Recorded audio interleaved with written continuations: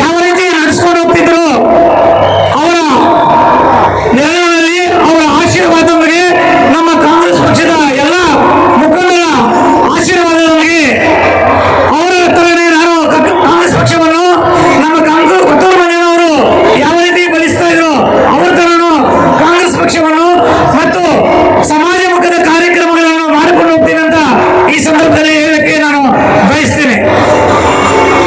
ಈ ಊರಿನಲ್ಲಿ ನಮ್ಮ ಗಂಗಮ್ಮ ದೇವಿಗೆ ಏನಾದರೂ ಅರಿಕೆಗಳನ್ನು ಮಾಡಿಕೊಂಡ್ರೆ ಆ ಅರಿಕೆಗಳು ಈಡೇರುತ್ತೆ ಅಂತ ಒಂದು ನಂಬಿಕೆ ಇದೆ.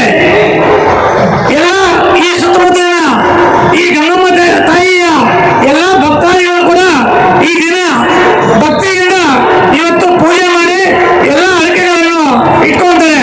ಎಲ್ಲ ಯಾರ್ಯಾರು ಅರಿಕೆ ಇಟ್ಕೊಂಡಿದ್ದಾರೋ ಎಲ್ಲರೂ ಆ ಭಗವಂತ ಒಳ್ಳೇದು ಮಾಡಲಿ ಅಂತ ಈ ಸಂದರ್ಭದಲ್ಲಿ ನಾನು ಹೇಳಲು ಬಯಸ್ತೀನಿ.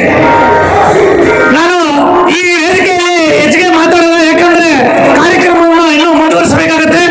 ಅದರಿಂದ ಮುಂದಿನ ದಿನಗಳಲ್ಲಿ 28ಕ್ಕೆ ಅಸೆಂಬ್ಲಿಯಲ್ಲಿ ನಿಮ್ಮ ಸೇವಕನಾಗಿ ಈಗಿನಿಂದಲೂ ನಿಮ್ಮ ಸೇವಕನಾಗಿ ನಾನು ಸಮಾಜ ಮುಖದ ಕಾರ್ಯಕ್ರಮಗಳನ್ನು ಮಾಡ್ಕೊಂಡು ಬರ್ತಾ ಇದ್ದೀನಿ. ಮುಂದೆ ಕೂಡ ನಿಮ್ಮ ಸೇವಕನಾಗಿ ಇದೇ ರೀತಿ ಕಾರ್ಯಕ್ರಮಗಳನ್ನು ಮಾಡ್ಕೊಂಡು ಬರ್ತೀನಿ. 2028ಕ್ಕೆ ನಿಮ್ಮ ಎಲ್ಲ ಆಶೀರ್ವಾದ ನನಗೆ ಬೇಕೆಂದು ಈ ವೇದಿಕೆ ಮುಖಾಂತರ ತಮ್ಮನ್ನು ಬೇಡ್ಕೊಳ್ತಾ ಇದ್ದೀನಿ. ಜೈ ಹಿಂದ್, ಜೈ ಕರ್ನಾಟಕ.